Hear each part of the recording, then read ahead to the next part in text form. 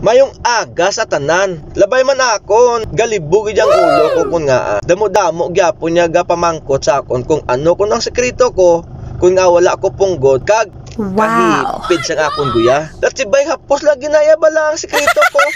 Hindi ka magpulaw pag hindi ka magpa-stress. Labi kag labaw sa tanan, hindi ka magpaapekto sa mga nabatian mo sa imo isige pareho. Kag most of all, hindi gid ka magpaapekto kung ano nabasahan mo sa social media kung nakitaan mo.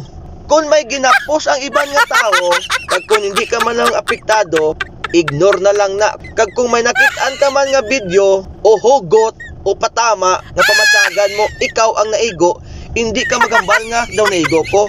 Hindi gid kaya mapapikto amo na namambal ko. Kag ang imuon mo, tulog ka temprano, kag mag-focus ka sa imo pangabuhi. Mag-focus ka sa imo nga future kung ano man. Amo lagi nang imuon nyo da. Hindi ka mo mag-react. Kaya kung mag-react ka, feeling guilty ka na. Kag kung mag-react ka, pagtatawanan ka na ibang tao. Kaya himuon ko sa inyo, puli ka kag magtulog temprano. Amo lagi na ang ma-advise ko sa imo.